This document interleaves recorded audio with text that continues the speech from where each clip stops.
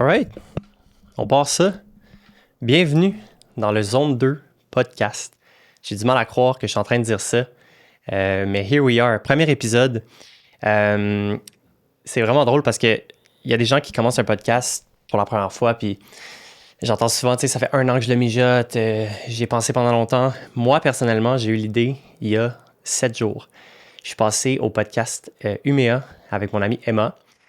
Puis quand je suis sorti de ce podcast-là, je me suis dit, c'est tellement cool comme setup d'avoir une belle caméra, un beau micro, puis de pouvoir prendre le temps d'aller dans des sujets un peu plus profonds. Fait que j'ai pas perdu de temps. J'ai texté la gang du Studio SF. D'ailleurs, merci à la belle gang du Studio SF. Puis ils m'ont tout de suite dit, let's go, tu viendras enregistrer. Alors, me voici 7 jours plus tard. La raison pourquoi je voulais commencer ce podcast-là, d'ailleurs, c'est, comme je le disais, pour aller plus profond dans des sujets, parce que moi, à la base, je suis créateur de contenu. J'ai tendance à faire des reels de 1 ou 2 minutes. J'adore ça, faire du short form. Mais souvent, je me sens un peu limité dans ce que je peux communiquer comme information. J'essaye de plugger le plus d'informations possible en 2 minutes. Donc, pourquoi pas prendre le temps d'aller dans un sujet plus profond. Je suis vraiment excité. Je ne reviens pas que je suis en train de faire ça. Fait que ça part. Justement, comme je le disais, je suis créateur de contenu. Je suis aussi kinésiologue de formation. Je suis coach de course. Je suis un geek de sport d'endurance. J'adore ça. Ça a changé ma vie il y a 3 ans quand j'ai commencé à faire de la course à pied. Avant ça, je faisais beaucoup de muscu, powerlifting pendant à peu près 1 décennie. Mais là, il y a vraiment eu un déclic dans mon cerveau quand j'ai commencé les sports d'endurance et je pensais jamais être un geek de sport d'endurance. Je trouvais ça tellement... Le monde qui faisait du tapis roulant quand moi je faisais ma grosse muscu puis je squattais 300 livres, je trouvais ça absurde que des gens puissent faire du tapis roulant. Et là, j'aime ça. Hier, j'ai fait une séance d'intervalle sur tapis. J'ai adoré ça. Comme quoi, les choses changent. Donc voilà, je suis kinésiologue. J'ai fait des demi-marathons, des marathons, des ultramarathons. Je suis encore nouveau là-dedans. Je me considère encore nouveau, même si je commence à accumuler un peu d'expérience tranquillement. Donc, je suis en constant apprentissage. C'est quelque chose qui me passionne. Puis, c'est ce que je veux communiquer à travers ce podcast-là. C'est ma passion pour la course à pied principalement. Vous remarquerez que je suis en solo aujourd'hui. Donc, je me suis dit que je me réchauffe. Hein? Je suis en train de me warm-up. Fait qu'inviter quelqu'un au podcast, je trouve ça stressant, pour être honnête avec vous. Fait que je me suis dit que j'allais faire ça one-on-one, moi et vous, puis que justement, j'allais me laisser le luxe et la flexibilité de parler de ce que je voulais pendant l'heure et demie que ça prendra. Puis qui sait, peut-être qu'un jour, j'aurai des invités, j'en doute pas. J'ai déjà des petites idées en tête, mais pour l'instant, ce que je veux faire, c'est qu'on deep dive, qu'on geek sur des sujets comme aujourd'hui qu'on va parler de course. Évidemment, la course, c'est un thème que je veux approfondir, mais peut-être l'entrepreneuriat, peut-être parler aussi de création de contenu. Et mon but, c'est que ça soit de l'information qui soit concrète, qui soit applicable, que tu écoutes le podcast, puis que quand tu pars chez vous après, tu puisses appliquer des choses que tu as apprises. Donc, c'est vraiment pour communiquer de l'information de façon efficace. So, let's do it. Avant de commencer, petit remerciement, comme je disais, Studio SF, super belle gang. Upika. Upika, c'est le sponsor officiel du podcast. Donc, Upika, pour ceux qui ne connaissent pas, c'est un produit d'endurance. Donc, c'est des glucides essentiellement et des électrolytes pour les sports d'endurance. C'est un produit que j'utilise depuis environ 1 an. Et depuis 3 mois, c'est un de mes sponsors officiels en tant que créateur de contenu, en tant qu'athlète amateur. Et ils ont eu la gentillesse de bien vouloir sponsoriser ce podcast aussi. Si ça vous intéresse, si vous en commandez déjà, j'ai mon code J10, J-A-Y-10 pour votre checkout pour le Upika sur la commande en ligne. Ça y est, j'ai droppé mon sponsor du podcast. Je suis un podcaster, mesdames et messieurs. Ça y est. Donc, plongeons dans le vif du sujet. Aujourd'hui, je veux qu'on parle de course officielle. Par le temps que cet épisode va être sorti, on est dans le vif du sujet, on rentre dans la saison de course, on est au printemps. Il y a beaucoup d'excitation, puis je reçois beaucoup de questions des gens en général sur les courses officielles, les marathons et tout ça. Ce que j'ai fait, j'ai utilisé Instagram, j'ai mis un story et j'ai mis une petite boîte qui indiquait « Donnez-moi vos questions sur les courses officielles ». Donc, j'ai sous les yeux les questions que je trouvais les plus pertinentes. On va parler de pas mal tout ce qui englobe les courses officielles. Ça inclut de la nutrition, ça inclut des questions sur des courses spécifiques. Il y en a qui avaient des questions sur tel ou tel marathon. On va parler de chiffres un peu, des paces, des temps, des heart rates, tout ça. Donc, je veux vraiment faire le tour. Puis aussi, une chose que je veux être bien clair, c'est que mon but, comme je vous disais, c'est que ça soit le plus informatif et tangible possible. Donc, j'ai pris des questions qui sont de débutants à avancés et everything in between. Donc, j'espère en tout cas que tous les niveaux de coureurs pourront en apprendre aujourd'hui et dans les futurs épisodes. All right! On est là, on est là. OK, on part ça. Donc, c'est ça, j'ai une vingtaine de questions, puis on part ça sur la nutrition. Donc, des questions, course officielle nutrition. Alors, désolé pour ceux qui sont en audio puis qui m'entendent boire. Vous allez m'entendre boire quelques petites gorgées dans ma petite bouteille Morton. Alors, commençons avec quoi manger avant une course le matin. C'est Laurence qui nous demande ça. D'ailleurs, je ne sais pas, est-ce que je devrais mentionner le nom des gens ou est-ce qu'ils ne préféreraient pas? Je pense que je vais les mentionner. Laurence, qui dit quoi manger le matin avant une course. Je vais le dire en partant parce que ça va s'appliquer à plusieurs choses. Il y a la fameuse quote « Nothing new on race day ». Rien de nouveau la journée de la course. Ça s'applique à la nourriture, à l'équipement, peu importe, là, on ne veut jamais rien faire de nouveau la journée de la course. On veut avoir pratiqué tout avant. Donc, peu importe ce que tu décides de manger le matin avant de la course, il va falloir que tu l'aies fait avant une course à l'entraînement. Ça serait le meilleur des scénarios. Évidemment, on veut un déjeuner qui est plutôt riche en glucides, naturellement. C'est les glucides qui vont nous fueler pour notre course. Maintenant, je pense que c'est vraiment une question de préférence parce que j'ai vu des gens exceller en course à pied avec des déjeuners drastiquement différents, mais le point en commun, c'est qu'il y a des glucides. Il y en a qui vont juste manger une banane. Il y en a qui vont se faire un gros déjeuner, 3 toasts ou 2 bagels ou du gruau, du jus d'orange. Je pense que c'est à chacun de trouver un peu sa recette. Moi, je vais souvent avec du pain, donc que ce soit bagel, toast, mais je ne le complique pas, un verre de jus. Je ne suis pas fan de prendre un gros déjeuner personnellement, il y en a que oui. Moi, je suis pas un gros mangeur déjà, là, fait que je préfère prendre un déjeuner qui est normal, entre guillemets, mais qui est riche en glucides. Et c'est surtout la nutrition pendant l'effort qui va être plus importante, surtout pour les plus longues distances. On y reviendra. On a Marceo, je ne sais pas si c'est portugais comme nom, qui nous demande marathon, combien de gourdes et combien de gel? OK. Fait qu'on ouvre la parenthèse nutrition et on va geek out un petit peu sur les chiffres. Donc, si on part du principe que on utilise les glucides comme source principale d'énergie durant des efforts comme la course à pied, on veut penser à notre consommation de glucides en termes de temps et non en termes de distance. Quelqu'un qui fait un marathon en 3 heures va devoir prendre moins de glucides que quelqu'un qui fait un marathon en 6 heures. Pourtant, les deux ont parcouru 42,2 km. Alors, dans un monde idéal, on veut consommer au minimum 50 grammes de glucides à l'heure pour les efforts d'1 heure et quart, 1 heure et demie et plus. OK? Et plus. Ce qui veut dire que si on fait un 5 ou un 10 km, pour la grande majorité des gens, c'est un effort de moins d'1h15, 1h30. Donc, on n'a pas besoin, de façon générale, de prendre de glucides sur des 5 ou des 10 km. Parce qu'on a les fonds nécessaires dans notre corps, considérant qu'on mange de façon régulière et normale. OK? Je vais juste mettre ça au clair. Maintenant, quand on tombe dans des distances comme le demi-marathon, c'est une distance où est-ce que il va y avoir une différence drastique de consommation de glucides entre les gens. Parce qu'il y en a qui sont capables de rentrer un demi-marathon en 1h15 ou même 1 heure chez les élites.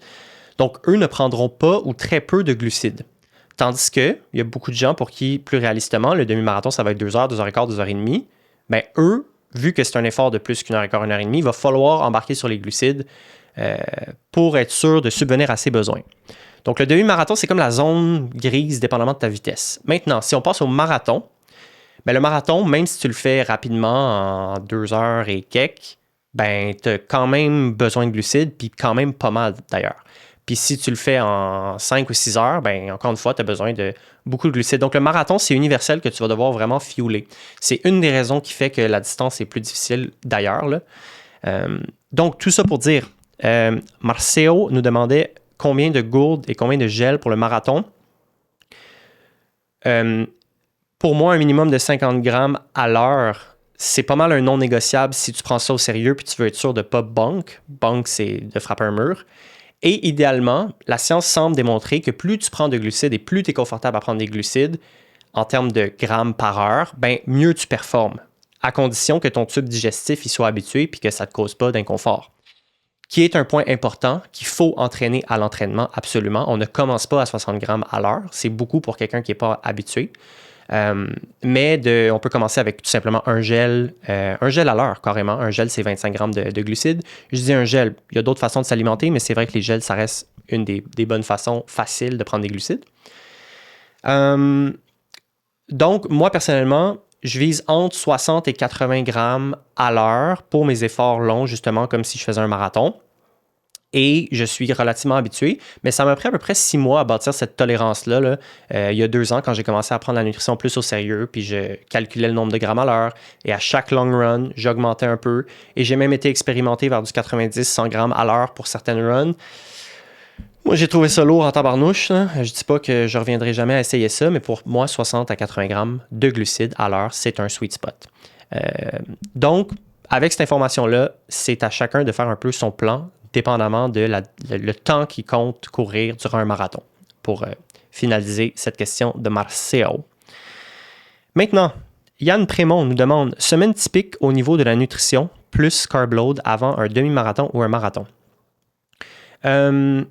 Côté nutrition, côté carb load, c'est sûr que ça peut être intéressant, encore une fois, pour les mêmes raisons que je vous expliquais le 5, le 10 km, pas besoin de prendre de la nourriture pendant. Mais le demi-marathon et le marathon surtout, très pertinent d'en prendre pendant. C'est la même logique pour le carb load. Donc, vu que tu as les fonds nécessaires en énergie pour faire un 5, un 10, tu n'as pas besoin de carb load. Ça sert littéralement à rien. Mais si à un moment donné, tu risques de run low, d'ailleurs, parenthèse, je vais faire des anglicismes. Je suis désolé, je suis un produit de la ville de Montréal et c'est dur pour moi de parler seulement français. Alors, si tu risques d'épuiser tes fonds durant ta course, mais c'est utile de carb load pour partir avec un plus grand fond, dans le fond, pour maximiser tes réserves de glucides qui sont stockées sous forme de glycogène dans tes muscles et dans ton foie. Alors, carb load, honnêtement, je sais qu'il y a des protocoles plus précis qui existent. Par exemple, ce que j'ai souvent entendu, c'est 10 grammes de glucides par kilo de poids corporel. Tu pèses 70 kg, tu devrais manger jusqu'à 700 grammes de glucides par jour durant les 2 à 3 jours avant ton épreuve. Si vous faites les maths, là, 700 grammes de glucides pour quelqu'un de 70 kg, c'est vraiment, vraiment beaucoup. Fait que moi, je préfère le freestyle puis juste manger beaucoup de glucides sans les compter, sans virer fou. Et je suis quand même mathématique avec plein de choses par rapport à la course, là, puis évidemment, là, je prends la peine de faire un podcast là-dessus. J'aime ça analyser. Mais pour ce qui est de la nutrition, j'aime ça garder ça simple. Je bois des boissons, des jus, des nectars même. Ça, c'est un petit hack que j'ai trouvé. Acheter du nectar, là, qui est comme 2% jus, 98% indéterminé. Tu sais, c'est 1 pièce, c'est même pas réfrigéré. Il y a une densité de glucides dans 1 litre de jus comme ça, de nectar comme ça, qui est incroyable. Donc, c'est ce que j'ai tendance à consommer pour pas avoir à consommer la bouffe physique en quantité industrielle, je complète avec tout simplement des boissons de glucides. Donc ça, c'est mon carb load pour quand je fais un demi-marathon, je mange un peu plus de glucides, mais pas tant que ça, mais un marathon, je vais m'arranger pour prendre en masse de glucides pour être sûr d'avoir les réserves nécessaires. Maintenant, Miss Cathier nous dit, question étrange, mais comment gérer la flore intestinale avant une course? Question quand même importante. Personnellement, j'aime ça me réveiller nettement plus tôt que l'événement. 1, pour ne pas être stressé. Déjà assez stressé de te réveiller le matin d'un marathon. Mais de 2, pour avoir le temps de manger et d'aller aux toilettes. Je trouve ça vraiment important. Donc, je pense que c'est tout simplement de prendre son temps puis de faire comme à l'habitude puis de prendre le temps d'aller aux toilettes parce que si vous avez fait une course, vous l'avez sûrement déjà vécu, tu n'as pas envie d'aller aux toilettes dans le Porter Potty bleu 22 minutes avant ta course. Là. Puis il y a une file tout le temps pour ces toilettes-là, évidemment, parce que tout le monde a un petit caca nerveux puis un petit pipi nerveux. Donc, je pense que c'est le fun de se lever genre 3... Moi, je me lève comme 3h30 avant une course, là, même si le départ est à 7h. Puis je suis pas un lève-tôt. Mais je sais que ça va être payant, puis ça va m'enlever du stress, puis ça me permet de bien manger, de bien digérer, puis d'aller aux toilettes. Maintenant, Audrey Vincent nous dit « Quelle est ta routine parfaite la veille d'une course? » Je l'ai un peu mentionné avec le carb load, là. En fait, ce qui me vient en tête, c'est j'ai pas de routine précise. Je suis encore en train de trouver ma routine. Il y a justement le nectar qui va faire partie de mes habitudes les veilles de course maintenant. Une fois, j'ai mangé des dumplings. J'ai commandé des dumplings sur Uber Eats et le lendemain matin, j'ai eu une course exceptionnelle. C'était le demi-marathon de Montréal. C'était-tu l'an dernier? Ou non, c'était l'année d'avant, je pense. C'était 2024. Et j'ai eu une course fabuleuse. Donc, l'année d'après, j'ai recommandé des dumplings sur Uber Eats. Et le matin suivant, j'ai eu une course ordinaire. Donc, mon étude se termine là. Et la corrélation entre les dumplings et la performance, c'était le fruit du hasard. Donc, j'ai pas de routine précise. Je suis encore en train de la trouver. Puis, je sais pas si je vais établir une routine ou je vais toujours freestyle mes repas de veille de course. Mais bon, c'est en processus. Maintenant, parlons de courses spécifiques. Donc, des gens qui ont des questions sur des événements précis. Ça, c'est un thème qui revient souvent. Les gens, en tout cas, je vais lire les questions et je vais y répondre. Et on va rentrer dans le vif du sujet. Donc, JL ou GI Dumoulin demande difficulté/différence de trajet entre Marathon de Québec et Marathon de Montréal. OK. Alors, j'ai fait le Marathon de Québec l'année dernière. Super parcours, vraiment incroyable.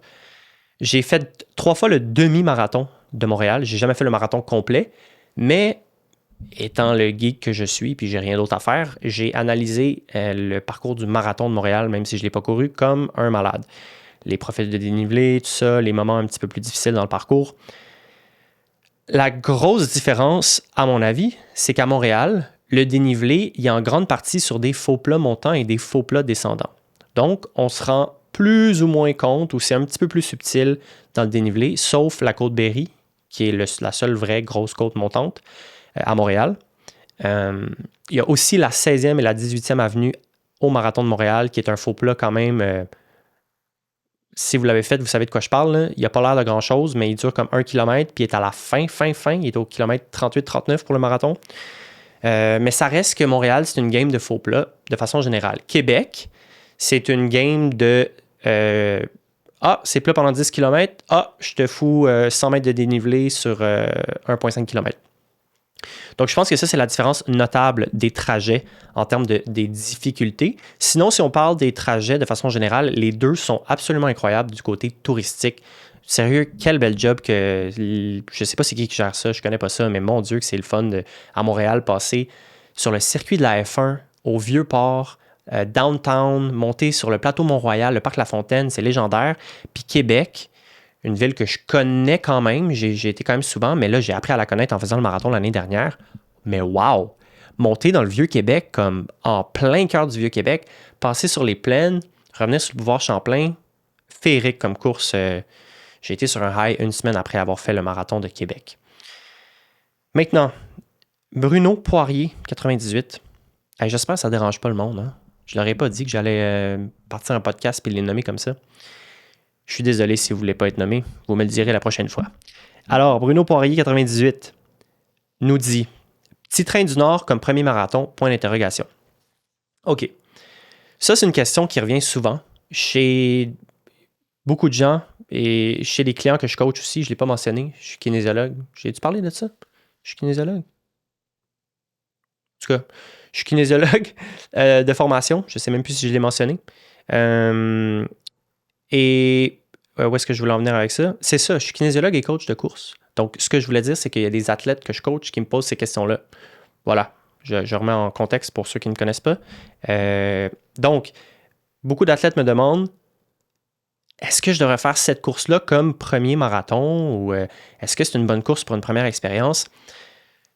Oui, il va y avoir des différences entre certains marathons, comme, oui, le marathon de Québec va avoir un peu plus de dénivelé que d'autres, donc il est entre guillemets plus difficile.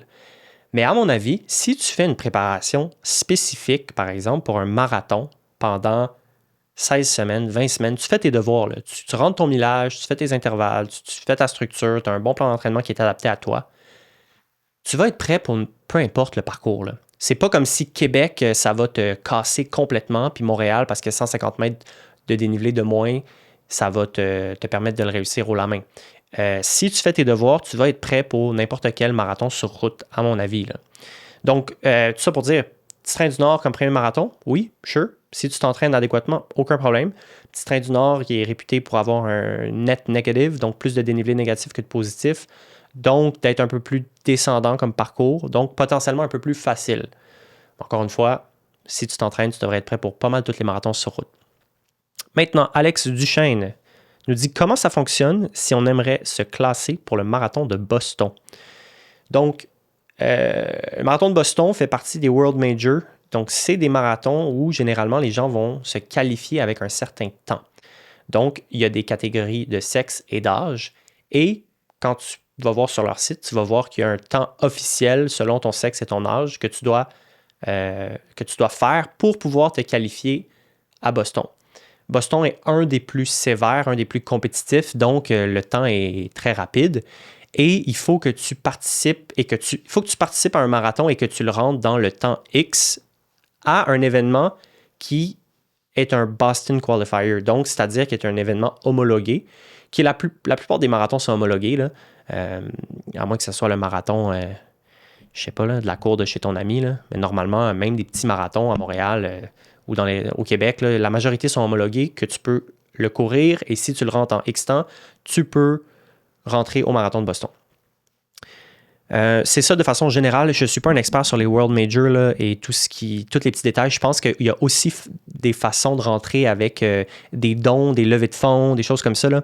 Mais la majorité des dossards sont donnés à des gens qui performent sur des marathons dans l'année antérieure. Voilà. Maintenant, autre catégorie, on parle de pace, on parle de temps, on parle de chiffres. J'ai eu quelques questions sur des chiffres concrets. Alors, Camille Lévesque, 21, nous demande est-ce qu'on a un temps maximal pour finir une course? OK, normalement, sur le site des courses officielles, il va toujours avoir la section temps maximal ou time cap ou bon, peu importe. Et ce temps-là, généralement, il est plutôt généreux. Donc, par exemple, pour un 5 km, souvent, ça va être 1 heure qui est le time cut. Donc, je pense que la majorité des gens peuvent le marcher même en 1 heure. Là. Donc, généralement, c'est quand même lousse. Puis, évidemment, les organisations font ça parce qu'il y a un souci pour les bénévoles, pour les rues barrées, à un moment donné, il faut qu'ils réouvrent. Donc, c'est comme un peu essentiel qu'il y ait un time cut à un certain moment. Il faut que l'événement se termine. Pour le marathon, je pense que c'est probablement le plus sévère, entre gros guillemets, parce que c'est 6 heures. Puis il y en a quand même pas mal qui ont besoin de plus que 6 heures. Ben, pas mal. Je pense qu'il y a quand même une bonne partie des gens qui ont besoin de plus de 6 heures potentiellement, ou ceux qui pognent un mur, ou ceux qui ne sont pas entraînés. Ce qui arrive quand même souvent. D'ailleurs, l'année passée, j'ai fait le demi-marathon de Montréal. Après avoir fait le demi, je suis retourné sur le parcours pour encourager ceux qui finissaient, surtout le marathon, qui était en même temps que le demi-marathon. Et j'étais sur Saint-Joseph au coin de la Naudière et j'ai vu l'escorte de police qui closait le marathon. Donc, si tu étais juste devant la police, shout-out à Karim d'ailleurs, mon ami Karim qui a terminé dernier marathonien, fièrement dernier marathonien. C'était le dernier qui l'a rentré dans le time cut de 6 heures. Je l'ai vu passer sur Saint-Joseph. Il y avait la police derrière lui, pas trop loin, qui closait, fait qu'il était mieux de garder son pace parce que si la police te dépasse, ben ils te disent au microphone avec leur mégaphone, faut aller sur le trottoir, on rouvre la rue. Donc après que Karim soit passé, j'ai vu la réouverture des rues et la police qui indiquait aux finishers d'aller sur le trottoir. Puis il y en a qui ont continué jusqu'à la ligne d'arrivée sur le trottoir, même si le parcours n'était plus balisé. Blaise, mon boy, Blaise Clich qui me demande comment déterminer quel temps viser le jour de la course. OK. Il y a plusieurs façons de procéder. Premièrement, avant de parler de chiffres pour savoir quel temps faire sur X distance, je pense qu'il faut adresser que si c'est ta première fois sur cette distance-là ou c'est ta première course officielle, c'est très intelligent de ne pas se mettre de temps précis. De un, parce que c'est presque impossible. ça prend des données pour avoir quand même une idée de qu'est-ce que tu pourrais faire. Fait que si tu n'as jamais fait d'efforts maximaux sur 10 km, puis là, ben, tu fais juste courir de temps en temps, relax, tu as couru 20 fois cet été, puis là, tu te lances dans un 10K, ben, tu ne sais pas si tu vas courir à 6, 6,45. Ben, tu peux avoir une idée de ton range, mais je pense que c'est néfaste de se dire il faut absolument que je rentre mon 10 km en bas d'une heure, alors que tu n'as aucune idée si tu vas faire 55 minutes ou 1h05. Donc, si c'est une première expérience, je recommande toujours d'y aller vraiment plus pour le plaisir. C'est correct d'avoir un temps en arrière de la tête, mais de ne pas capoter avec le temps. Maintenant, comment déterminer un temps précis? Il y a plusieurs façons. Une des meilleures façons, c'est de faire un test lactate, donc de faire un test à l'effort où on fait des petits prélèvements sanguins qui sont non intrusifs, by the way. Là, moi, je suis le pire avec les aiguilles. Ma dernière prise de sang, ça date il y a vraiment longtemps. Je m'étais évanoui parce que, voilà, les aiguilles, pour moi, c'est... J'ai bien de la misère. Fait que j'étais un peu stressé à mon premier test lactate, mais finalement, c'est tellement non intrusif là, pour ceux qui peut-être avaient peur de faire le test lactate pour ça. Le test lactate permet de déterminer les seuils, les ondes cardiaques, et avec ces données-là, des données tangibles là, qui viennent carrément des données physiologiques, c'est quand même facile de faire des estimés de temps de course. Puis normalement, ces estimés-là sont quand même proches de la vérité parce que c'est basé sur des chiffres physiologiques. Donc, c'est la façon la plus, pas la plus, mais c'est une des bonnes façons d'avoir une idée de tes temps de course. Une autre façon, ça peut être de faire un effort maximal sur une distance X avant ta course. Donc, par exemple, quelqu'un veut faire un demi-marathon mettons, on est au printemps en ce moment. Quelqu'un veut faire un demi-marathon de Montréal en octobre. OK, parfait. Tu t'entraînes pour le demi-marathon, tu accumules ton volume, tu fais des séances d'intensité, tu fais tes devoirs. Tu arrives en début septembre, 6 semaines avant l'événement. Moi, ce que je te proposerais, c'est de t'inscrire à un 5 km, par exemple. Soit à une course officielle, t'y inscrire ou carrément aller faire un 5 km sur piste, par exemple. Tu donnes tout ce que tu as et tu fais un test de forme. Tu vois qu'est-ce que tu peux faire sur 5 km. 5 km, c'est une distance qui est relativement facile à récupérer. Tu sais, je ne te dirais pas va tester ton demi-marathon pour avoir une idée de qu'est-ce que tu peux faire sur demi-marathon. Ça serait contre-intuitif, puis courir 21 km all-out, c'est exponentiellement plus exigeant que de courir 5 km all-out. Mais pour quelqu'un qui est entraîné, d'aller tester son 5 km, ça peut être une très bonne idée. Puis ensuite, une fois que tu as un chiffre sur ton 5 km, ben, tu peux l'extrapoler pour voir qu'est-ce que ça donnerait sur demi-marathon. J'en profite. Moi, l'outil que j'utilise, ça s'appelle VDOT. Je ne suis pas sponsorisé du tout, là. C'est un outil qui est quand même populaire. VDOT, VDOT. C'est un site où est-ce que tu peux mettre ton meilleur résultat d'une course et ça va extrapoler qu'est-ce que tu pourrais faire sur d'autres distances. Donc, justement, tu mets ton temps de 5K en 25 minutes, ben peut-être que tu vaux 2 heures sur demi-marathon. Là, je dis des chiffres comme ça, là. Donc, c'est comme ça que je procéderais pour viser un temps de course. Il y a Ore Janaji qui me dit « Un lapin court toujours au même rythme ou doit juste finir la course sur le temps indiqué? » Bonne question. Donc, dans plusieurs des courses officielles, il va y avoir des lapins de cadence, des bunnies, qui sont souvent habillés de façon colorée ou reconnaissable ou qui portent un drapeau ou une balloune au-dessus de leur tête avec le temps ou le pace qu'ils vont tenir pour la distance. Donc, par exemple, il y en a plusieurs là, parce que justement, le but, c'est d'accommoder le plus grand nombre de coureurs pour qu'ils puissent suivre un lapin. Donc, si tu veux courir ton demi-marathon en 2 heures, dans le corral de départ, donc à la ligne de départ, tu repères le bunny qui tient une pancarte, c'est écrit 2 heures dessus, ça donne un pace de 5,40, tu te dis, je vais le suivre. Pour répondre à la question, oui, la majorité des bunnies, des lapins, des lièvres, je pense que c'est ça en français, hein? Un lièvre. La majorité des lièvres vont courir de façon stable. Sauf pour les paces plus lents. Par exemple, un lapin qui veut faire 3 heures pile au demi-marathon. Souvent, dans les paces plus lents, les lapins vont offrir parfois, pas toujours, une option d'alternance marche-course. Puis parfois, c'est écrit carrément, tu vas avoir le pace, demi-marathon 3 heures, puis des fois, c'est écrit alternance marche-course ou intervalle ou peu importe. Donc, cette personne-là, j'imagine que c'est au choix du lièvre là, de dire on va courir 2 minutes ou on va courir 5 minutes à 8 minutes du kilo, puis après ça, on va marcher 5 minutes ou 2 minutes. Peu importe. Donc, il y a ce type de lapins-là qui font de l'alternance marche-course dans certains événements. Maintenant, précision sur les lapins de course. Quand on fait une course officielle. La distance qui est dite, comme par exemple, hey, tu vas faire un 10 km, souvent, le parcours est plus que 10 km. Pour deux raisons. Parfois, le parcours est littéralement physiquement un petit peu plus long.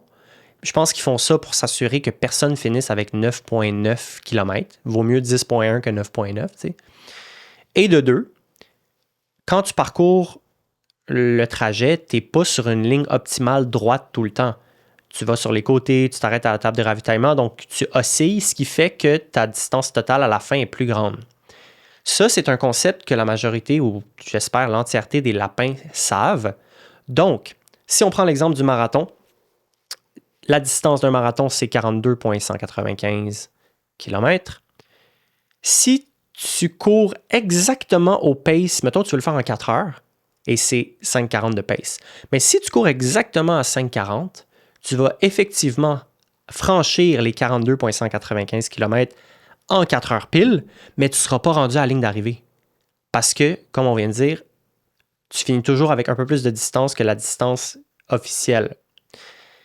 Les lapins le savent, donc ils vont 1, 2, 3, 4 secondes du kilo plus vite pour compenser le fait que la distance est plus longue et pour s'assurer que tu rentres ton objectif de, par exemple, 4 heures au marathon.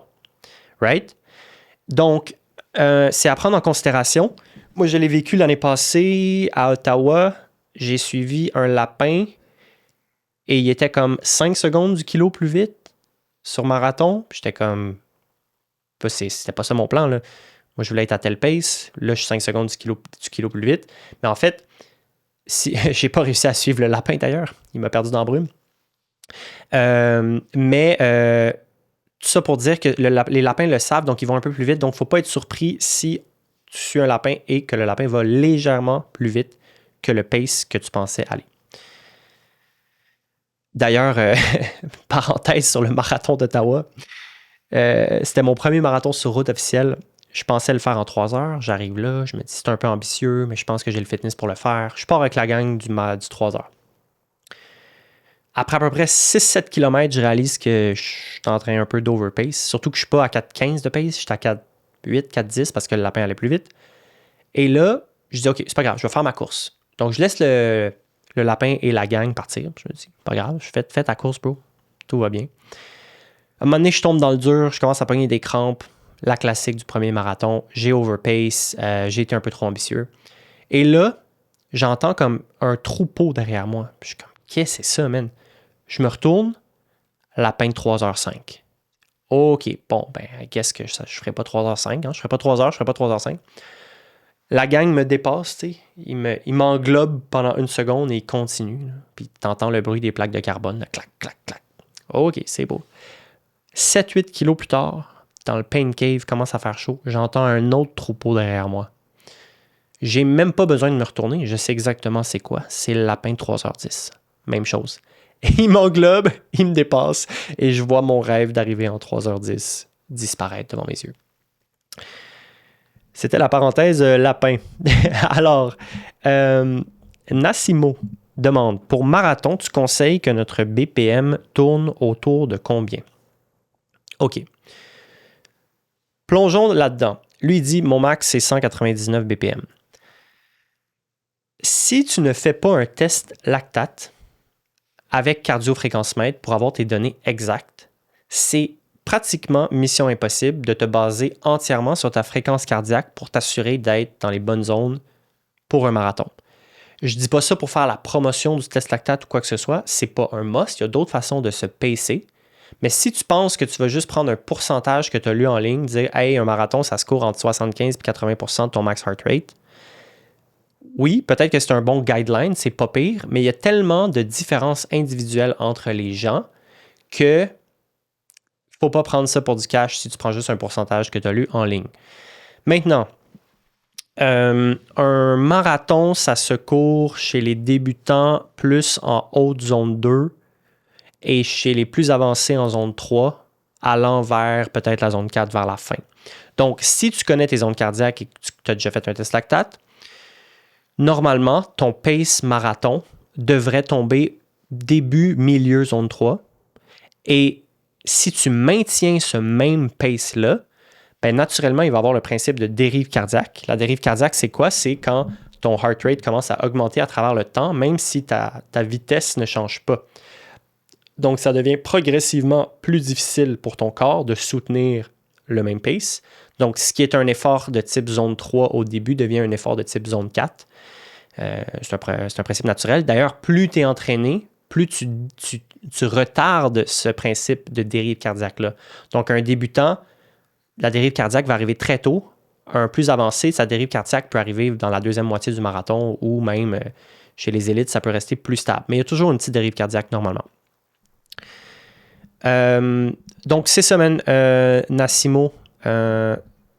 Pour moi, je vois le marathon comme un effort, si tu es plutôt entraîné, un zone 3 allant vers un début, milieu zone 3 allant vers le haut zone 3, début zone 4, si tu arrives dans le rouge à la fin, voire peut-être même haut zone 4, là, si tu es capable de soutenir ces intensités-là à la fin. Puis ça ne veut pas dire que ton pace accélère nécessairement, c'est juste justement le principe de dérive cardiaque.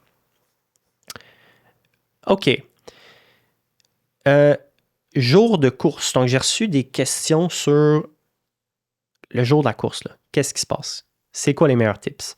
Donc, Valou, 71, dit tes échauffements juste avant un 10K ou un semi. Okay? C'est quand même un concept qui est important. Pour n'importe qui fait, peu importe la distance, que ce soit un mile ou un marathon ou un ultra, je pense que c'est très pertinent de faire un échauffement général. Un échauffement général, c'est quoi? C'est une course à basse intensité de courte durée. Pour quelqu'un qui n'est pas trop expérimenté, un 5 à 10 minutes, ça peut être suffisant. Pour quelqu'un qui est habitué de faire plus de volume, peut-être que c'est 15 minutes, 20 minutes. Je ne ferais pas plus que 20 minutes, là, mais ça peut être intéressant quand même d'aller chercher un bon échauffement. La façon que moi, je procéderais pour faire un échauffement, ça ne change pas vraiment tant que ça, que ce soit 5, 10 ou demi, c'est échauffement général numéro 1. Ensuite, échauffement spécifique, c'est-à-dire, si je vise, je dis n'importe quoi, 5 minutes du kilo pour mon 10 km, ben mon échauffement au début, il va peut-être être à 6,30, tranquille. Puis après ça, je vais aller faire des strides ou des petites accélérations ou du petit tempo. Est-ce que je vais peut-être faire 3, 4 séries au pace visé, donc à 5 minutes du kilo dans mon exemple, pour 30 secondes. Donc en 30 secondes, tu as le temps de faire aller les jambes, d'aller toucher un peu plus à de la vitesse, de réveiller un peu le système nerveux, sans non plus te brûler. Et ça te familiarise mentalement aussi avec le pace que tu t'en vas tenir pendant plus longtemps. Et je finirai probablement avec des strides, donc des accélérations plus rapides, mais courtes, 10, 15, 20 secondes, de très rapides. Ça, je veux dire, je fais des strides à l'entraînement, donc j'ai ferai en warm-up. Si vous n'avez jamais fait de stride, peut-être pas besoin de faire des strides. Nothing new on race day, hein, je le disais à la première question, c'est le même principe. Si vous avez jamais fait ce genre d'échauffement-là, commencez pas à faire la routine que vous avez vue de Eliud Kipchoge. Aussi, ce qui peut être pertinent, c'est des échauffements dynamiques, là, comme des leg swings, tout ce qui est mobilité, là, surtout du bas du corps. Moi, c'est pas quelque chose que je fais vraiment, pour être honnête. Je sais que ça a l'air cool, là, puis des fois, je suis victime, là, je me filme, puis je fais des petits leg swings, là. Mais c'est juste pour bien paraître sur Instagram. Vous me pardonnerez. La vérité, c'est que j'en fais très rarement. Mais juste d'avoir un échauffement général pour le corps, puis ensuite des accélérations ou du race pace, je pense que ça, c'est une très bonne base pour avoir une bonne course.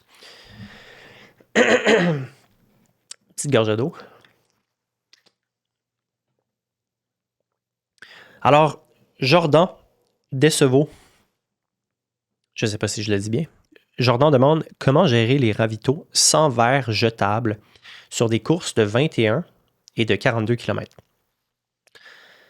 Donc ça, je pense que c'est une question qui nous vient du fait que maintenant, il y a des courses officielles qui n'offrent plus les gobelets pour des raisons écologiques. Je pense pas que c'est arrivé au Québec encore, il me semble que j'en ai pas vu, mais en France, je sais que c'est quelque chose qui vient juste d'être popularisé, là.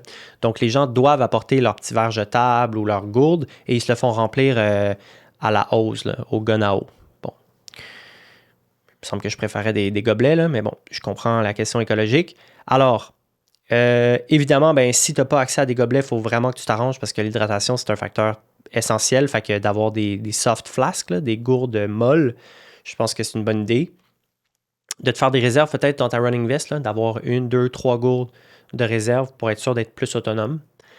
Puis on va en reparler dans une autre question là, de tout ce qui est équipement. Mais voilà, j'ai jamais vécu l'expérience de ne pas avoir de gobelet sur un parcours. Peut-être que ça s'en vient, je ne sais pas si c'est ça la trend. J'ai l'impression que peut-être oui.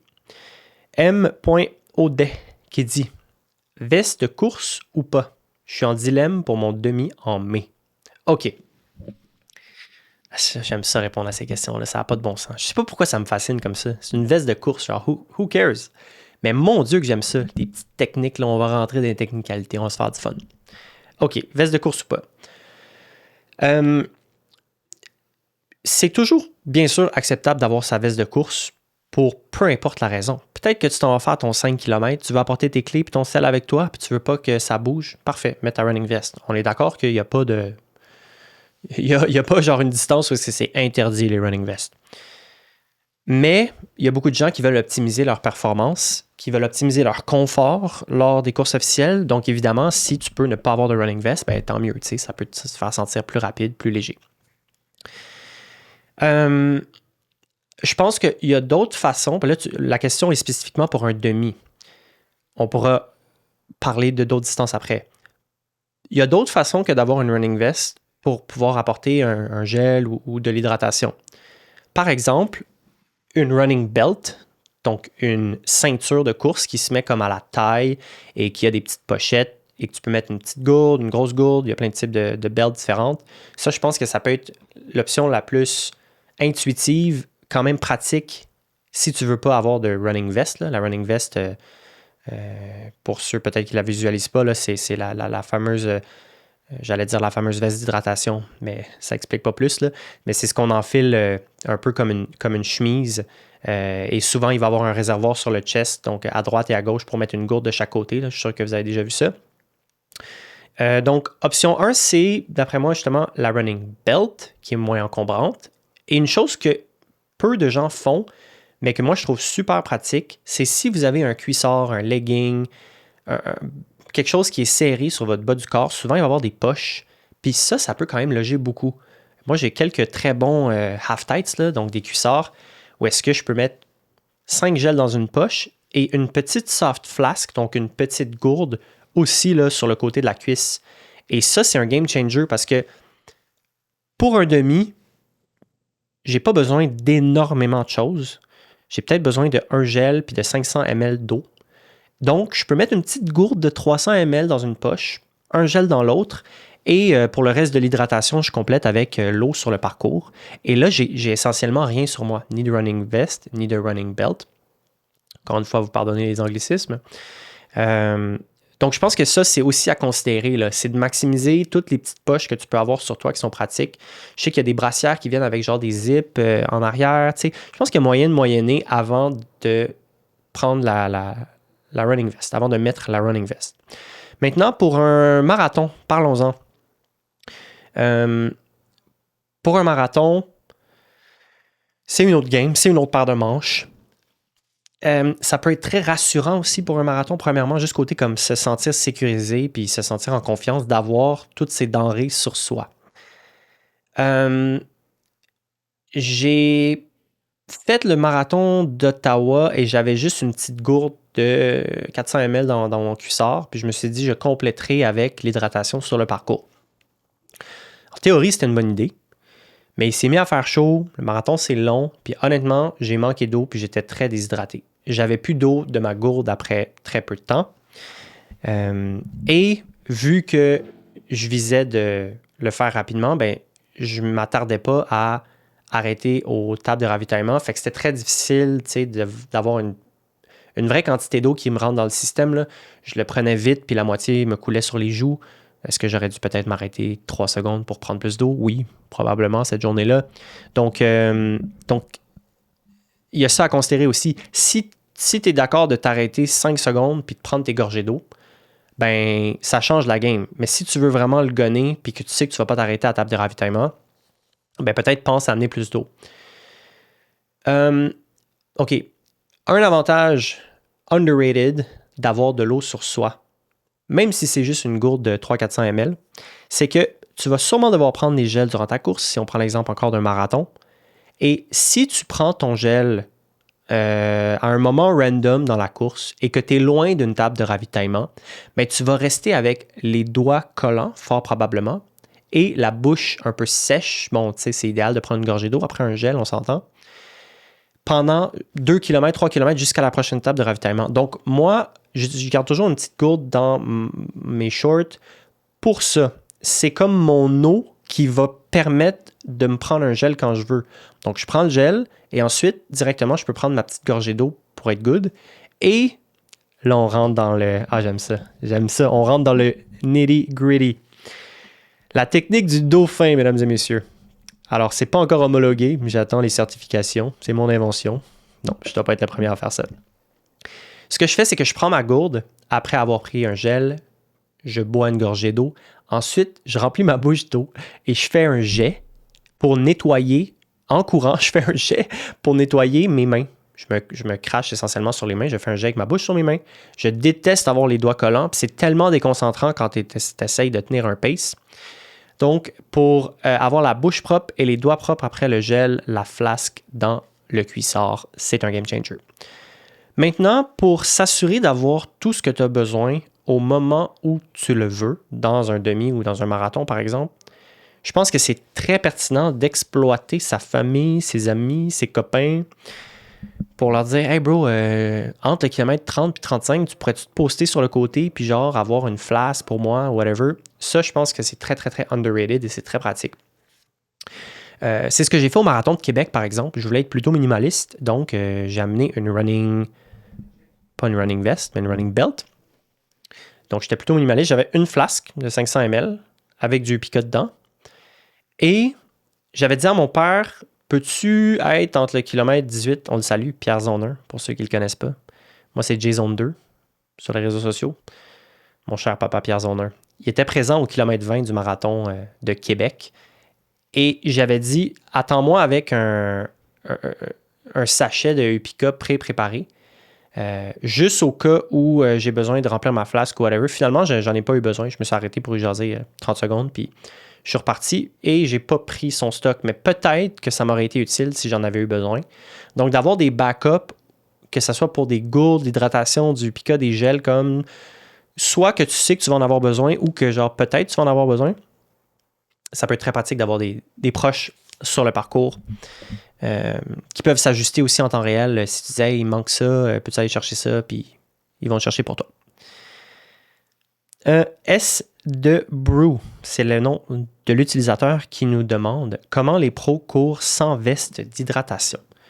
Là, je réponds à la question, je ne suis pas un pro, là. C'est juste que je regarde un peu ce qui se passe dans l'univers de la course. Généralement, les pros vont avoir leur propre table de ravitaillement, qui est une des choses les plus badass que j'ai jamais vues. Des fois, même, ça va être numéroté. Là. Il va avoir son 20, il y a 20 tables, puis sont numérotées 1 à 20 ou A, B, C, D, E.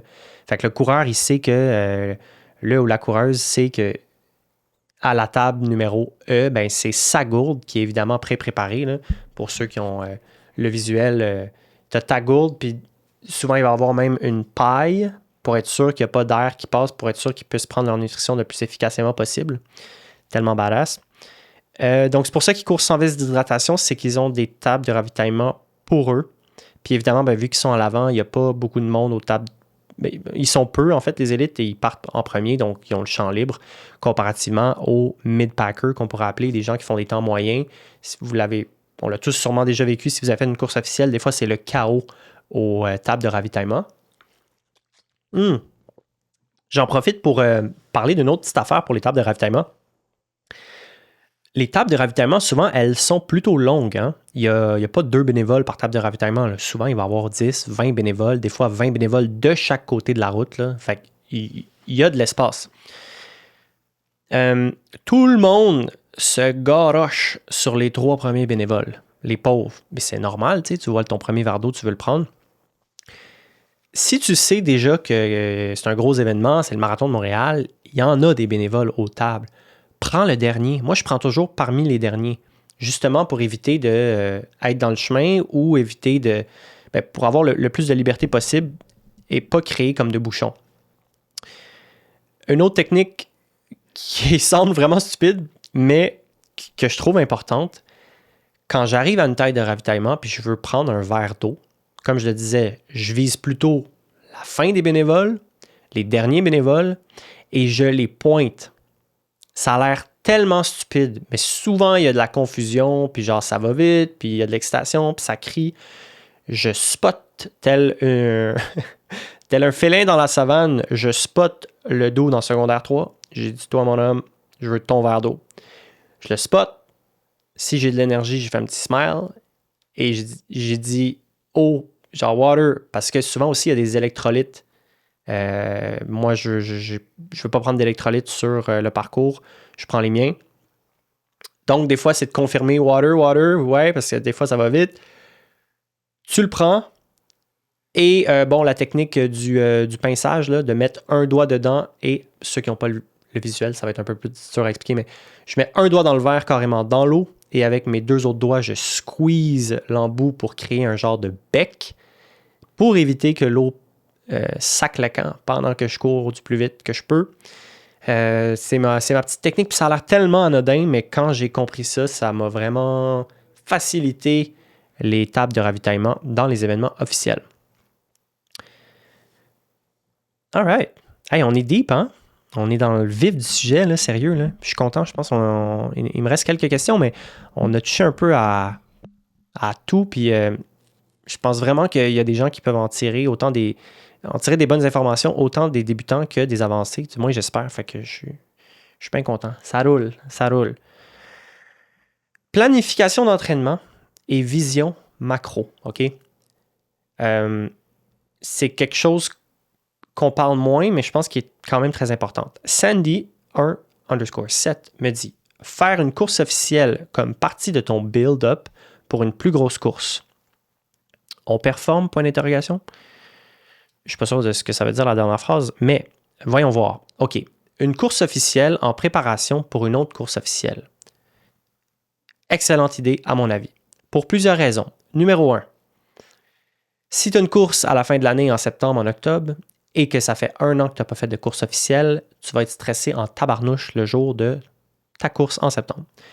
Juste pour le fait de te familiariser avec aller chercher ton dossard, te lever tôt, très tôt, manger tôt, voir justement, tu vas-tu aux toilettes, tu vas-tu pas aux toilettes, comment ça fonctionne, la logistique, le stress, l'équipement, les souliers, la météo. Donc tout ça, c'est important de le vivre pour se déstresser, surtout si tu as ton objectif qui est comme « Oh my God, je veux faire mon premier marathon », ben, tu es vraiment mieux de faire un 5, un 10 ou un demi avant, juste pour l'expérience, pas nécessairement dans un but de performance. Donc ça, c'est le premier aspect pratique de faire une course officielle avant une autre course officielle. Maintenant, en termes de performance, ça peut être très pertinent. Je le mentionnais tout à l'heure. Par exemple, 6 semaines avant ton marathon, tu fais un 5 km all-out ou un 10 km all-out. Ça peut te donner une très bonne idée de ton état de forme pour pouvoir juger du pace ou du genre de performance auquel tu pourrais t'attendre pour ton événement A. Il y a plusieurs autres façons de faire aussi. Évidemment, on peut courir par exemple, là, je reviens toujours à l'exemple d'un 5 ou un 10 km. On peut le courir à fond pour vraiment voir ce qu'on a dans le ventre. Mais c'est aussi possible de faire cette course-là pour le plaisir, juste pour le fait de vivre l'expérience. Et il y a l'entre-deux aussi, que je pense que peu de gens pensent à ça, mais je pense que ça peut être une bonne idée. Je m'explique. Pourquoi pas aller à l'événement et en faire un entraînement tempo? Donc, souvent, dans une préparation marathon, on va faire des courses de type tempo. Donc, on peut dire des intervalles longs et soutenus. Donc, le 10 km peut faire, par exemple, une course officielle peut faire office de course, pas de course, mais d'entraînement clé. OK, je vais aller faire mon 10 km au pace que je pense que je peux faire mon marathon, au pace marathon. Ça se passe bien, j'ai des bonnes sensations, les fréquences cardiaques répondent bien, cool. Ça vient confirmer que ce pace-là est relativement confortable et je devrais être en mesure de le faire dans 6 semaines au complet pour le 42,2 km. Ça, je pense que c'est underrated. Puis il y a beaucoup de pros qui font ça. Ils utilisent des courses officielles pour en faire des tempo workouts. Ça peut être intéressant. Ça peut être une option à explorer.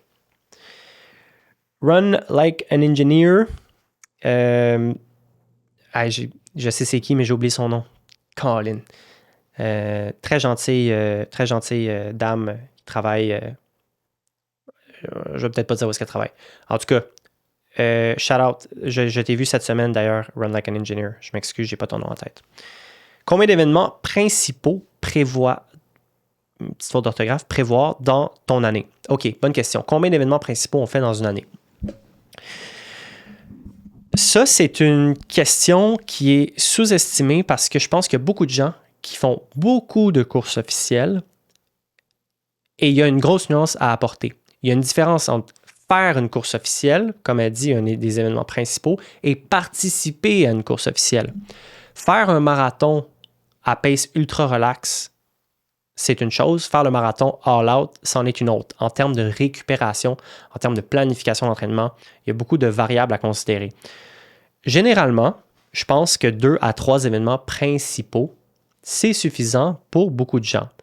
De 1, pour avoir le temps de bien se préparer à l'événement. Si tu fais un marathon, tu veux à peu près 20 semaines de préparation, ben, tu ne peux pas en rentrer 6 dans une année. Il n'y a pas 6 fois 20 semaines dans une année. Mais si tu voulais faire 6 marathons, si tu es très entraîné, tu as un bon volume, je dis marathon, ça peut aussi être un 10. Par exemple, peut-être que tu es capable de les faire, mais à basse intensité. Donc, je pense qu'il y a une différence à faire et que c'est important de ne pas faire trop d'événements principaux all out. Et je le vois time and time again, fois après fois, des gens qui se brûlent et qui tombent dans des syndromes de surentraînement parce qu'ils décident de faire 3, 4, 5, 6 marathons, ultramarathons dans une période de 3 mois. Chacun a sa capacité à récupérer aussi qui peut drastiquement varier. Chacun a son niveau, mais ça reste que c'est des gros stimulus pour le corps, même pour les plus avancés, les plus élites. Donc ça, c'est à considérer dans une planification annuelle. Et je pense qu'il y a aussi, j'ouvre une parenthèse là-dessus avec les réseaux sociaux et j'en fais partie vu que je fais des vidéos. Il y a une glorification de l'ultra-endurance. On ne se mentira pas. Moi, personnellement, j'ai fait un 100 km en novembre dernier. Le nombre de gens qui m'ont écrit pour me dire qu'ils voulaient faire un 100 km, genre, ça m'épate. Et le plus fou là-dedans, c'est pas juste ça, c'est que la grande majorité des gens qui m'écrivent, je vous jure, plus que la moitié des gens qui m'ont écrit qu'ils voulaient faire un 100, ont 17, 18 ou 19 ans. Donc, on va dire moins que 20 ans. Je capote de voir l'intérêt chez les jeunes, voire même très jeunes, de vouloir faire des 100 avant même d'avoir 18 ans. C'est fou. C'est une belle chose, tu sais, mais je pense que ça vient avec un couteau à double tranchant de se dire, est-ce que tu es prêt pour ce 100 km-là? Ça fait combien de temps que tu cours? As-tu déjà couru un marathon? As-tu déjà couru plusieurs marathons? Est-ce que tu as fait une prépa qui a de l'allure? Si tu réponds oui à toutes ces questions, ben tant mieux. Peut-être que tu es prêt même si tu as 19 ans. Je ne sais pas, là, c'est du cas par cas.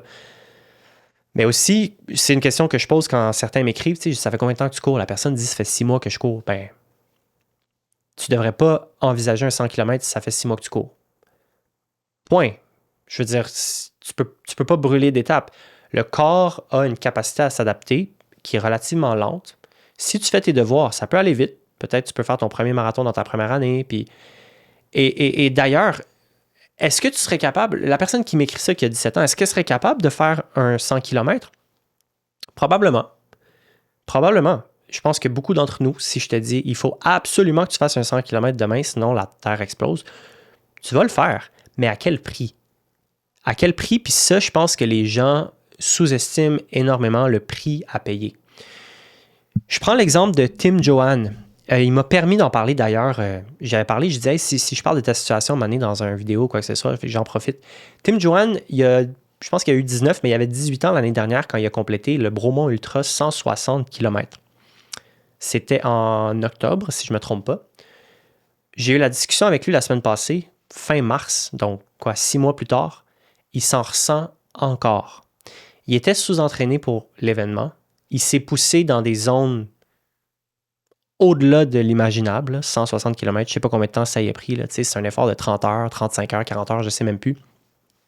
Et aujourd'hui, il en ressent encore les effets négatifs, la fatigue chronique, Là, je nomme des effets, je ne sais pas s'il ressent ça lui, mais dans des principes de surentraînement, là, de surcharge, ben, il va avoir ça, la fatigue chronique, la démotivation autant à l'entraînement que dans la vie en général, la perte de libido. C'est toutes des choses quand même très marquantes qui peuvent durer pas 2 semaines après ton ultra, là, des mois, voire dans certains cas, quand on tombe dans l'abus, des années. Et c'est un principe qui est grave et qui est physiologique. On pense qu'on va s'en remettre du 100 km un mois. Oui, tes muscles vont s'en remettre, tes articulations risquent de s'en remettre, ton cœur s'en remet très vite, mais ton système nerveux, c'est une charge tellement importante que de faire un ultramarathon que si ton système nerveux n'est pas prêt, si ta structure, c'est littéralement ton tout, ton corps humain n'est pas prêt pour ce stress-là, ça peut causer du dommage.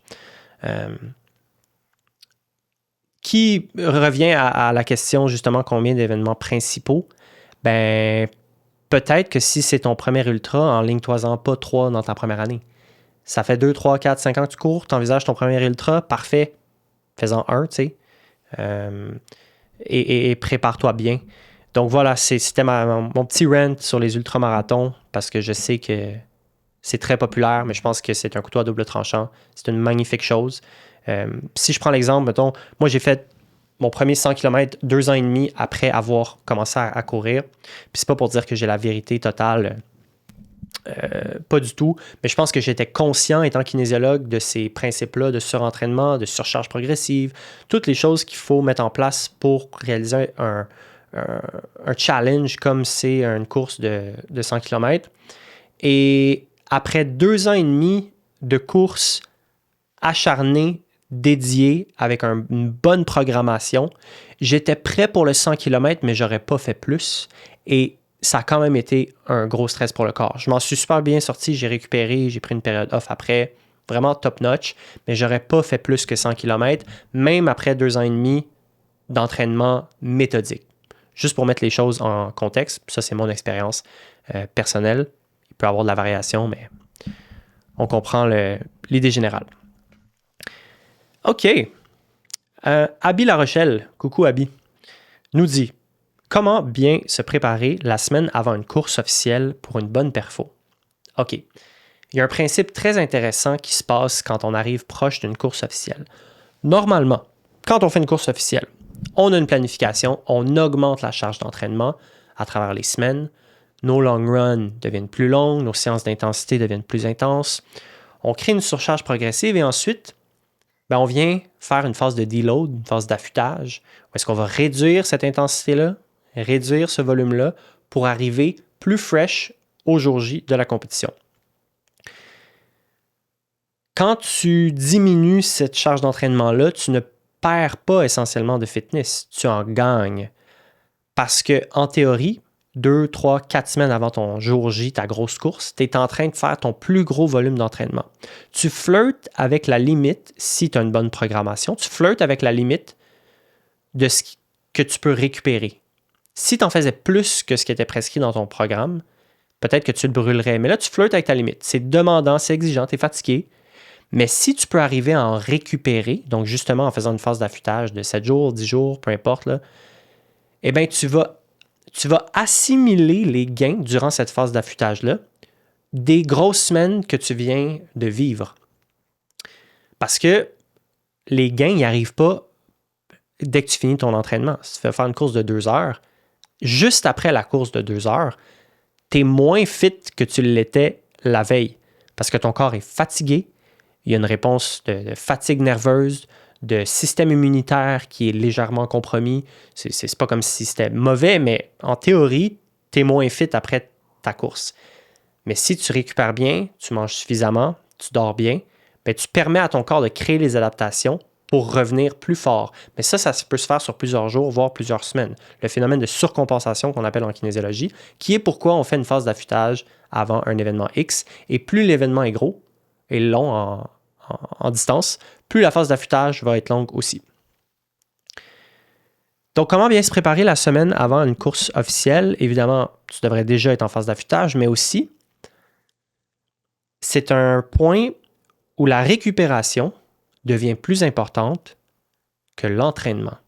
Je m'explique.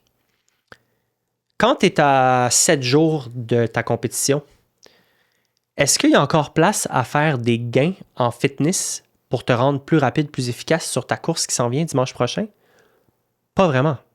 Ça prend 7 à 10 jours, à 14 jours, dépendamment des facteurs qu'on évalue, là, mais ça prend au moins 7 jours à faire des adaptations concrètes et mesurables sur ton fitness.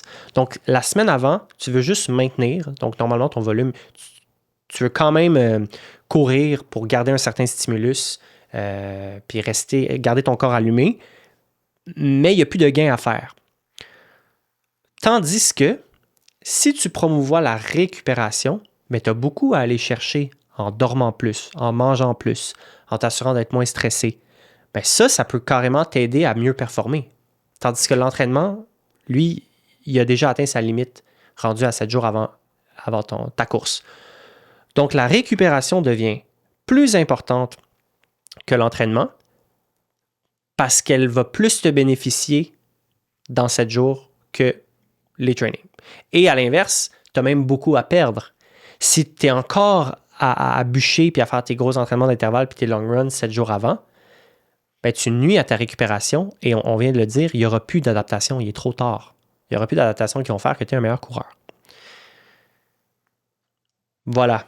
Voilà, Abby. J'espère que ça répond à ta question. Question personnelle. Quelques personnes avaient des questions plus personnelles pour moi. J'en profite, hein, c'est mon podcast, fait que je me gâte. Je me mets des questions pour moi.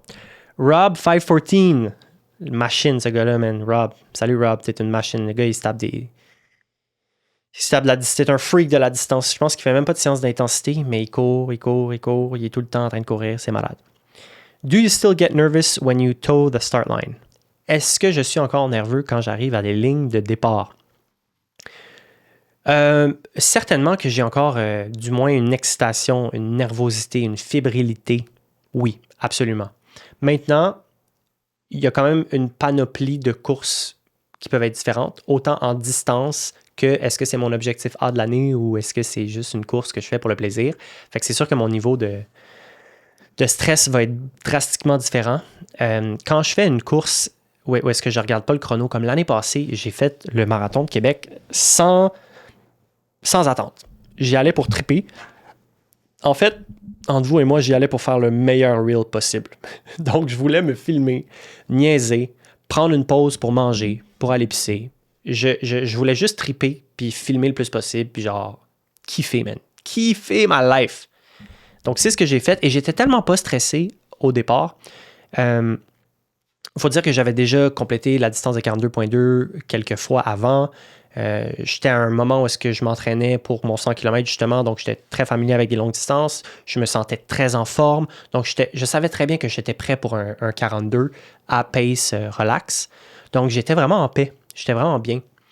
Puis c'était une belle expérience aussi socialement parce que je rencontrais des gens que j'avais juste vus en ligne ou il y a des gens qui me disaient salut. Fait que, tu sais, c'était cool. Puis, j'étais pas dans ma tête à dire, il faut que je le rentre en X temps. Mais tu sais, dude, tu t'en vas triper, man. Donc, quand j'ai pas d'objectif de temps, ça m'aide vraiment à triper puis à ne pas être nerveux. Par contre, quand j'ai un objectif de temps, c'est sûr qu'il y a une certaine nervosité. Plus la distance c'est longue, plus je suis nerveux, je dirais. J'ai un 10 kilos, par exemple, dans 2 semaines, où est-ce que je veux vraiment aller chercher un record personnel, c'est sûr que je vais être nerveux. Mais en même temps, je le sais que dans 1 heure, c'est fini. Fait que je suis moins nerveux qu'un marathon. Donc voilà, puis il y a aussi l'aspect caméra, filmage, où est-ce que je pense que ça me stressait plus avant de me filmer, tout ça, tu sais, puis ça rajoutait un peu un certain stress, mais maintenant, je suis rendu plus familier avec les caméras ou des fois, il y a quelqu'un qui va me suivre pendant un événement, puis ça me stresse moins qu'avant. Donc, quoique on a fait un documentaire pour mon 100 km, puis ça a quand même été intense parce que je courais la même boucle de 1 km 100 fois. Fait qu'il y avait tout le temps une caméra dans ma face, puisque le parcours était comme au même endroit. Fait que ça, c'était quand même intense. Ça rajoutait définitivement un petit stress. Mais généralement, j'aime ça. Si un ami filme ou moi je filme, je trouve que ça rajoute. Alors qu'au début, ça me stressait un petit peu de filmer mes affaires. Richard Vidéo, Alexis, what's up Alexis? Merci de ta question. Qui dit, vas-tu avoir un sifflet à chaque course? Alright, le sifflet. J'ai trouvé un sifflet Beneva mauve à un moment donné, je sais plus pour quand ou pourquoi. Je me suis dit, ça pourrait tellement être sick d'encourager les gens qui viennent encourager. Fait que moi, je cours, j'ai mon petit sifflet caché dans une poche, je le sors et j'essaye de hype le monde. J'ai comme eu un flash. Fait que je l'ai fait au demi-marathon de Montréal l'année passée. J'ai trouvé ça tellement drôle, man. J'ai trouvé ça tellement fun. Puis ça faisait sourire. Fait que c'est comme, eux, ils nous donnent de l'énergie puis ils nous crient dessus. Ben, parfait. Moi, je vais les encourager, genre, pour les remercier ou pour les hyper ou pour peu importe. Fait que je me suis amusé à sortir mon sifflet puis à, genre, hyper le monde puis à essayer de créer du hype, man, qu'on se fasse du fun, man. Les courses officielles, ça me fait tellement triper, tu sais. Puis je pense que mon objectif, c'est toujours le plaisir avant la performance, même si j'ai un objectif de temps. Man, un petit high five, un petit sortir ton sifflet, man, c'est drôle, man. Faut pas, je pense pas qu'il faut se prendre tant au sérieux que ça. Surtout que je suis pas élite. Peut-être un jour, je l'espère, si je vise à battre un record du monde, ce qui n'arrivera jamais. Peut-être que je serai plus sérieux, mais là, tu sais, c'est vraiment pour le plaisir. Fait que le sifflet, tout ça pour dire, oui, je pense. Est-ce que je vais avoir le sifflet à chaque course? Je pense que oui. Je pense que je vais le garder dans ma poche pour pas mal toutes les courses officielles et le sortir quand bon me semble. DW.ding, c'est ma dernière question d'ailleurs. Hein? Je sais pas ça fait combien de temps qu'on roule, 1 heure? Je sais pas trop. DW.ding qui dit, hey Jay, tu vises quoi comme temps pour ton 10K le 18 avril? Donc, je me mets on the spot, puis je le dis comme ça, je vais être accountable. Puis si j'ai pas le temps visé, vous me lancerez des tomates. Je vise 37 minutes pour le 10 km. L'année passée, là, on parle du 10 km dans le cadre de l'événement le 21K Nespresso de Montréal, qui est au Parc Jean-Drapeau, le 18 et 19 avril. C'était un super événement l'année dernière, à part que la météo était ouf. Il faisait 5 degrés avec de la pluie, même les gens finissaient avec les lèvres bleues. On espère de la meilleure météo cette année, j'en doute pas. J'ai fait 38-20, je pense, 38-25, quelque chose dans ces eaux-là. J'étais très content. C'était la première fois que je faisais un 10 km all-out l'année dernière. Donc, je me suis dit, let's do it. Je repars ça cette année. Je refais la même course, pas loin de chez nous. C'est facile. Ça fait un bon état de forme aussi, un 10 km, là, pour voir justement où j'en suis, comme je discutais plus tôt. Donc, je pense que je peux le rentrer en 37 minutes. Là, j'ai fait un training hier où est-ce que je faisais 4 fois 6 minutes à pace 10 km. Je pense que ça donne 3,42 si je veux le faire en 37. Je me trompe peut-être, il faudrait que je revoie mes chiffres. C'était spicy. C'était spicy en tabarnouche. Genre, j'avais des frissons, puis j'avais des hauts le cœur à la fin de l'entraînement. Puis c'était même pas le 10 km au complet. Fait que je pense que ça va être un challenge. Mais je pense que ça va être le fun, man. Puis ça va être la première de la saison pour moi, en tout cas. Là, puis c'est une des premières grosses courses au Québec. De finalement se retrouver ensemble après s'être suivis sur Instagram dans nos déboires d'hiver de courir sur un tapis roulant. Fait que j'ai bien hâte pour cette course-là. Juste un côté social, célébration. On se réunit, man. On trippe. Puis d'ailleurs, je vais être là. Je sais pas si l'épisode va déjà être sorti à ce moment-là, mais je vais être là le samedi, moi je cours le 10. Puis le lendemain, je reviens pour encourager pour le 21, donc le dimanche 19. J'ai beaucoup d'amis qui participent à toutes les distances, là, puis je veux vraiment être là pour hyper. Je pense que ça va être fou, man. Ça va être complètement fou. Alors, c'est le plan pour le 10 km dans 2 semaines. Ça complète le Q&A, les amis. Ça va être tout pour le premier épisode. Laissez-moi savoir en commentaire. Peut-être vous écoutez ça sur Spotify, YouTube. D'ailleurs, j'ai pas pensé encore trop à la logistique. Je n'ai pas encore de logo à l'heure où on se parle. Probablement que vous allez voir un logo si c'est publié. Comme je vous disais au début de l'épisode, j'ai eu l'idée il y a 1 semaine. J'ai dit go, on le fait. Puis je pense que des fois, il ne faut pas hésiter, il faut se lancer. Fait que je suis très content de l'avoir fait. Dites-moi ce que vous pensez du format Q&A. Vous aimez ça? Vous avez des idées? Laissez-moi savoir, je suis très ouvert. C'est sûr que je veux refaire le format Q&A. Je pense que c'est le fun d'avoir quelque chose d'informatif, de concret, comme je le disais. Et il y a plein de sujets qu'on peut explorer dans la course à pied ou aussi des sujets qui m'intéressent plus en entrepreneuriat, en comment j'ai parti mes réseaux sociaux. D'ailleurs, pour ceux qui ne savent pas, il y a 15 mois, j'avais 300 abonnés sur Instagram. Aujourd'hui, j'en ai plus, puis je suis capable d'avoir des partenariats de marque, de faire des sous, d'avoir une business. de vivre de tout ça essentiellement. Et je trouve ça trippant. Puis ça, c'est quelque chose que je veux partager parce que je suis pas spécial. J'ai juste commencé à faire des vidéos, man. Fait que je pense qu'il y a beaucoup de gens qui gagneraient à commencer à faire des vidéos pour le fun, premièrement, tu sais, pour tripper, pour geeker. Puis après ça, tant mieux si ça peut générer des revenus. Ça, c'est d'autres questions, c'est d'autres thèmes qui m'intéressent beaucoup qu'on pourra rediscuter en temps et en lieu. Merci d'avoir écouté ça. Si vous êtes rendu là, vous êtes des G-men. Merci tellement. Merci de votre temps. On se revoit très bientôt pour un autre épisode. Comme je vous dis, dites-moi en commentaire ce que vous voulez voir. Je vous écoute. Je suis là. Que ce soit sur Instagram, YouTube, Spotify, let me know. Puis that's it, man. On se dit à bientôt. Ciao, ciao.